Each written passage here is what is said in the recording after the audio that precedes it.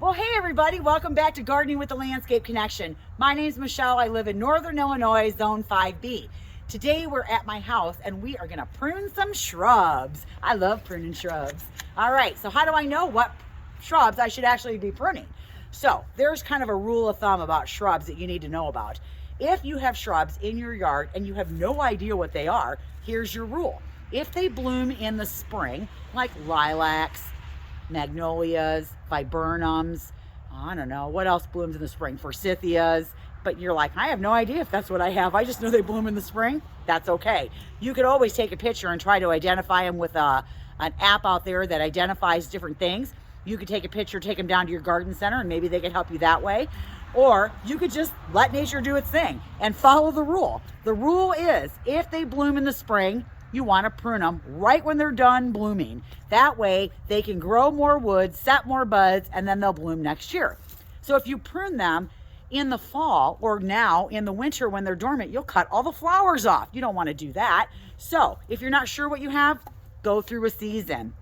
If they bloom in the spring, just cut them when they're done. If they bloom in the summer, just wait till next year and catch up. It'll be okay. Mother Nature's pretty forgiving when it comes to pruning. So there are some pruning mistakes that you can make, and we'll talk about that in a later video when it's time to prune actually things that can take rejuvenation prunes, which means pruning it all the way to the ground, or we're talking about evergreens. Today, we are only going to talk about deciduous bushes. What is a deciduous bush? That is a bush that loses all of its leaves in the winter. So a lot of people will prune their shrubs in the fall. Nah, that's the wrong time to prune. You should be pruning after they go to sleep, which means they're dormant. Means all the leaves have fallen off. I don't like to prune in December because I'm really busy. It's Christmas, the store is busy. So I usually get a lot of my pruning done in February or early March. It's about 32 degrees out today. It's freezing, but it's not windy, so it doesn't feel really super cold out. So it's probably a good day to get some of this done. I don't know that I'll get it all done today, but I'm gonna tackle quite a bit of it and try to get as much done as I can. So one of the shrubs that you wanna prune when they're dormant are hydrangeas. So this here is a quick fire, or actually a little quick fire. If it was a quick fire, it'd be a lot bigger. This is a little quick fire hydrangea. It's a paniculata.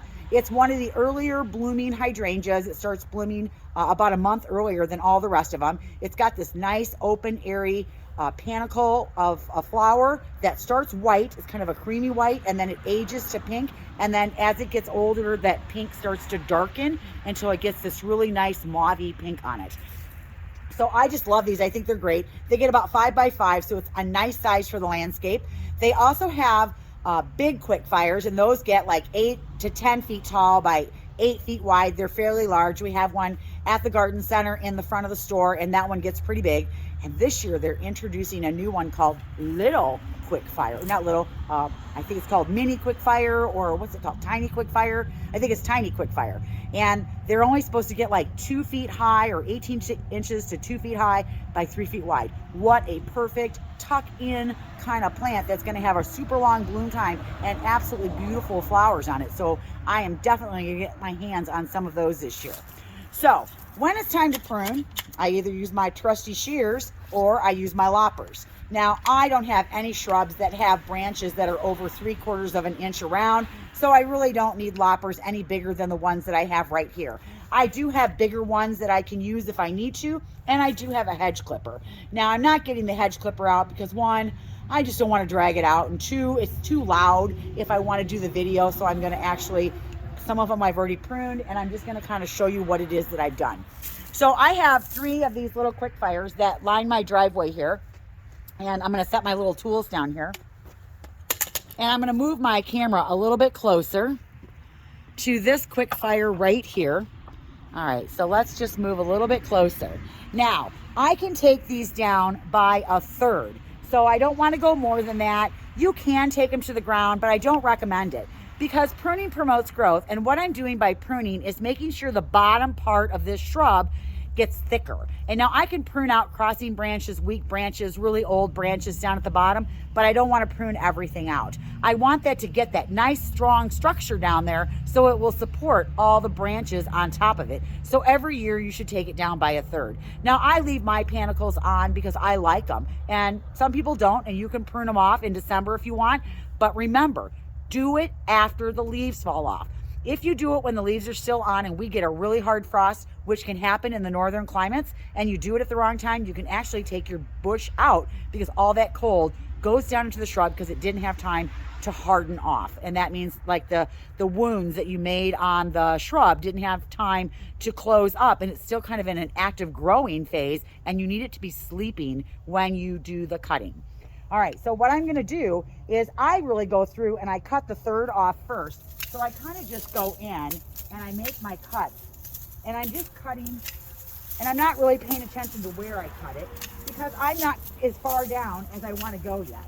I basically will cut off the whole top and get all the flowers off, and then I'm going to go in and I'm going to get the crossed branches, the little scraggly branches, open up the center so that it's got good airflow and it'll have good room to grow new branches. So as you can see, this one here, I already pruned, and you can see I've got all the cross branches out. Now I do have one branch right here that I still need to prune out because it's damaged. And so that is just an invitation for bugs and disease and everything else. So I will prune that one branch out. So I'm gonna go through and I'm gonna prune all of my hydrangeas down by a third. I'm gonna clean it up and then I'll be done with those. Now another shrub that I will prune at this time of year is a spirea. So spireas actually benefit from having more of their leaves taken off. And here I come over here to where the spireas are. See if I can set that there without it falling over. All right, so spireas actually want more pruned off than maybe you think they need to get. So this is one back here that I have not pruned yet, and I pruned this one here, and you can see it's way down here. So I pruned this to the size of a big basketball or a big beach ball. Now, spireas, if you don't prune them every year, what's going to happen is you're going to get leaves that are going to grow on the outside of this shrub right here, but not necessarily leaves down here. And it's better to control its size and have a healthy shrub if you prune it down, let it grow new fresh branches, and then it's going to get its leaves, and then it's going to get its flowers. So every year after the leaves fall off, you do want to prune your spireas down to the size of a large beach ball. So those also want to be pruned down. Let me take you around and show you some of the other ones that you don't want to prune and what to look for.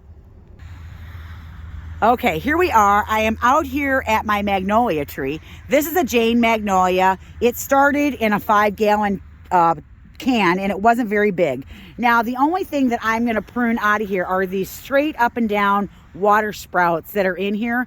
Otherwise, I'm going to leave this alone because look at this. That is the flower, and it's nice and soft. It's kind of silky or fuzzy. I guess kind of fuzzy is the word. And look at this. There are blooms everywhere on this. So these are pink and white, and I chose a Jane magnolia because they bloom a little bit later, and some of the other saucer magnolias bloom earlier here, and then we get a storm and it takes them out and you get the flowers for like a day and they're done. The Jane seems to come a little bit later, and so I seem to keep my blooms a lot longer. See, look at all of those blooms on there. Just absolutely gorgeous. But if I were to cut this right now, I would cut all those flowers off. A magnolia really doesn't want to be pruned. I don't prune on mine at all, except to take those, you can see them, they're darker in color and they're straight up and down like that. And I take those out. Those are just water sprouts. Okay, so here's my big pile that I pruned off of this right here. It was, I don't know, it was way up here. And this is a limelight hydrangea. And so I pruned it off by a little bit more than a third because there was some old crossing branches because I didn't do a good prune job on it last year. So I kind of pruned this one pretty heavy. I need to make my structure down at the bottom get a little bit stronger. So I pruned that down, and this is the pile of all of the flowers that I took off of there. And that's a lot of flowers.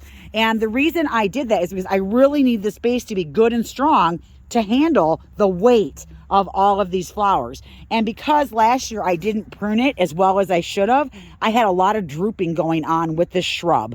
So I'm doing this to strengthen the base so that I don't have so much drooping and it's a little more upright. The other thing I did was I cleaned out the bottom down here and got all of the branches that were down there out of there so that I've got better airflow down at the bottom of the shrub.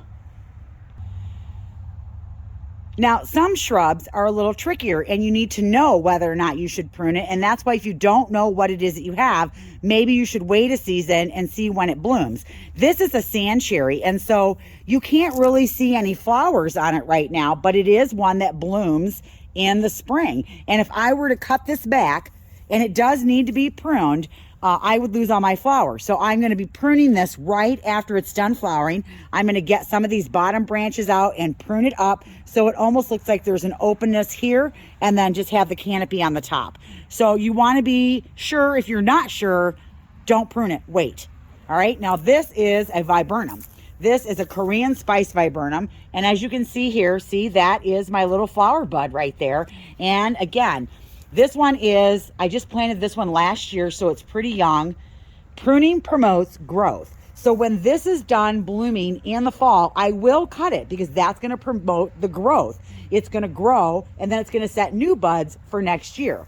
And so if I cut it, it will get bigger. So pruning is good. Okay, now I'm going to take you, I'm on the north side of the northwest corner of my house. This is an ugly looking bush in the winter, but it's absolutely gorgeous in the summer.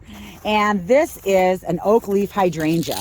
And in the fall, it has oak leaf or oak shaped leaves that just get this beautiful, vibrant red. It gets really beautiful conical flowers on it, but it blooms on old wood. So I never want to prune this unless I'm just taking out broken branches, or maybe I'll take this branch out down here that's on the ground, and see, I got a branch right here that's split, and so I'll probably take it all the way back down to the base here and I'll cut that out. But I won't do that until probably a little bit later. I don't want to open this one up yet, and I really don't do a lot of pruning on it. I'll clean the leaves up off of it.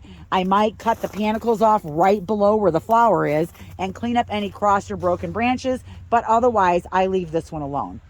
Now this one right next to it right here, this one here is a elderberry, and so, or a sambuca. So this is the black lace, and I will not prune this one until after it flowers. And again, I don't really see any flower buds on it, but I know if I cut it right now, I will not get flowers. And this is one that after it's done flowering, I will take probably this thing in half, because this baby can get 10 to 12 feet, and I don't want it growing up here underneath my eaves. So this is about the size that I want it, so I do hack it back. Over here, we have a shrub that got cut in the fall because it was diseased and I had to get the disease off of it. I'm hoping that it recovers, but this is Proven Winners. It's one of the Incredibles blush. And so I'm hoping that it recovers. We sprayed it, we cut it back, we disposed of all of the damaged leaves. It got this powdery mildew that was absolutely horrendous. And so we had to kind of take that one out early. So just so you know, there are shrubs that you should prune and shrubs that you shouldn't prune. And if you're not sure, just wait. But if you have the paniculata hydrangeas, go ahead and get those pruned.